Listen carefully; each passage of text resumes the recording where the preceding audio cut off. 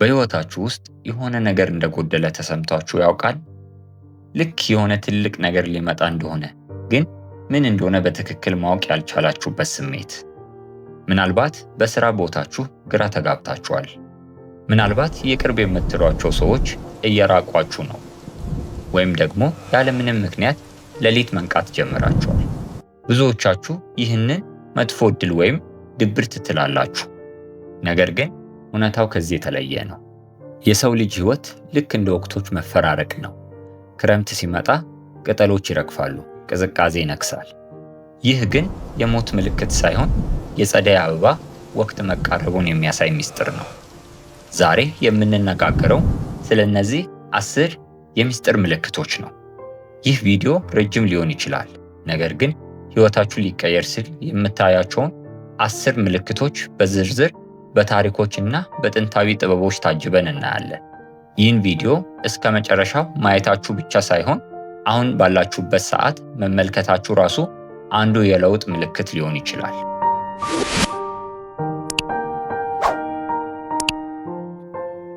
ምልክት 1 ጥልቅ ምቾት ማጣት the agony of growth። የመጀመሪያውና ዋነኛው ምልክት ምቾት ማጣት ነው።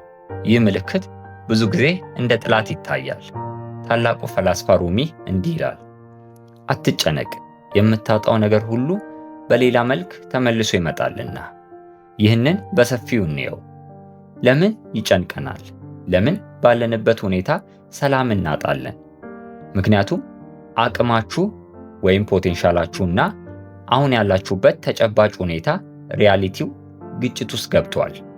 ሉብስተር የተባለውን የባህር እንስሳ አስቡት። ሉብስተር በጣም ደካማ አካል አለው፣ ነገር ግን በጠንካራ ቅርፊት የተሸፈነ ነው። ሉብስተሩ ሲያድግ ያ ጠንካራ ቅርፊት ይጨንቀዋል። ያ ቅርፊት ካልተሰበረ ሉብስተሩ ሊያድግ አይችልም። ሉብስተሩ የሚሰማው ህመም እየሞትኩ ነው የሚል ሳይሆን እያደግኩ ነው የሚል ነው። እናንተም ዛሬ ስራችሁ ያስጠላችሁ፣ የለመዳችሁት ኑሮ የጠበባችሁ፣ ሉብስተሩ የጠበበው ቅርፊት ውስጥ ሆኖ እንደሚሰማው አይነት ስሜት ነው። ህይወት ውጣ እያለቻችሁ ነው።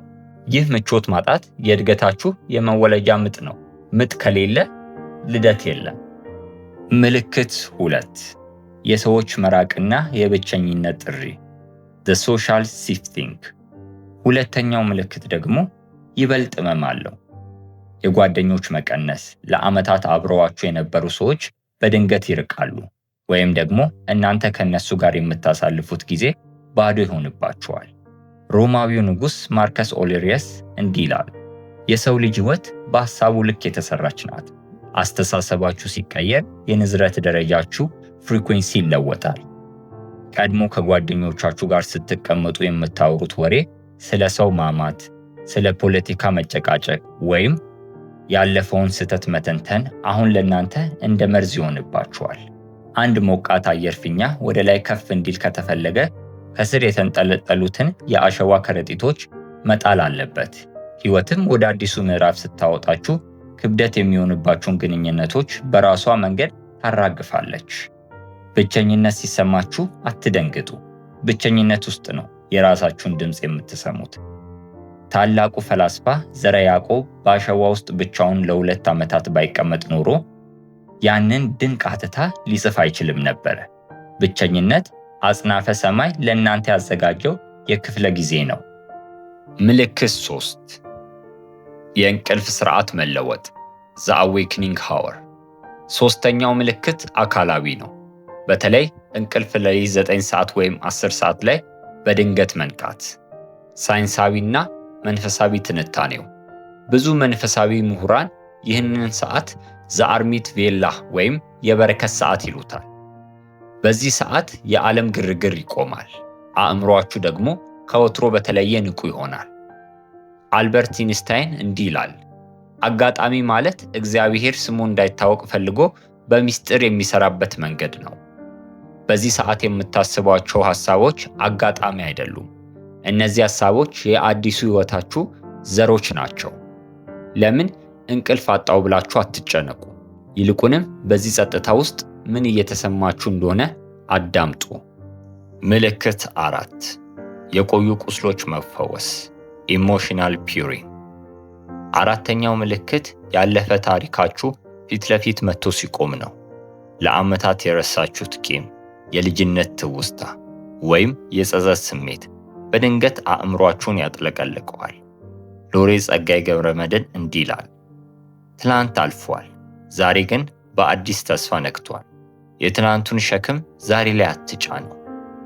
ሕይወት ይህንን የምታደርገው እንድትፈውሷቸው ነው። አሮጌውን ሻንጣ ይዛችሁ ወደ አዲሱ ቤት መግባት አትችሉም። ለምሳሌ የአንድ ሰው ስም ሲነሳ ውስጣችሁ ይቆስል ነበር። አሁን ግን ያ ሰው ትዝ ሲላችሁ የጥላቻ ስሜት ጠፍቶ ይቅርታ የሚል ስሜት ይመጣላችኋል። ይህ ኢሞሽናል ዲቶክስ ወይም የስሜት መርዛማነትን የማስወገድ ሂደት ነው። ይቅርታ ስታደርጉ ነፃ የምትወጡት እናንተ ናችሁ።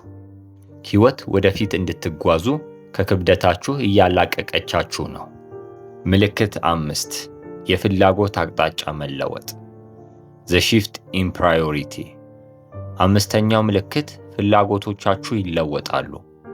ቀድሞ በሱስ ደረጃ የምትከተሏቸው ፊልሞች፣ የምትሰሟቸው ሙዚቃዎች ወይም የምትሄዱባቸው ቦታዎች በድንገት ትርጉም ያጣሉ።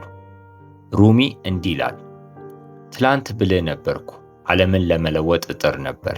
ዛሬ ግን ጥበበኛ ነኝ፣ ራሴን እየለወጥኩ ነው። አባ ጨጓሬን አስቡት። አባ ጨጓሬ ሕይወቱን ሙሉ ቅጠል በመብላት ያሳልፋል። ነገር ግን ወደ ቢራቢሮነት ሊቀየር ሲል ቅጠል መብላቱን ያቆማል። ለምን? ምክንያቱም አዲሱን ማንነት እየፈጠረ ስለሆነ ነው።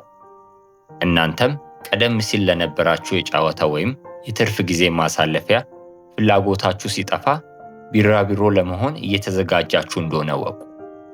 ጥበብና እውነትን መፈለግ ትጀምራላችሁ። ምልክት 6 ትርጉም ያላቸው አጋጣሚዎች The language of the universe። ስድስተኛው ምልክት አጋጣሚዎች ናቸው። ሳይንቲስቱ አልበርት አይንስታይን እንዲህ ይላል፣ አጋጣሚ ማለት እግዚአብሔር ስሙ እንዳይታወቅ ፈልጎ በሚስጥር የሚሰራበት መንገድ ነው። ለምሳሌ ስለ አንድ አዲስ ቢዝነስ እያሰባችሁ መንገድ ላይ ያንን ቢዝነስ የሚመለከት መጽሐፍ ታገኛላችሁ።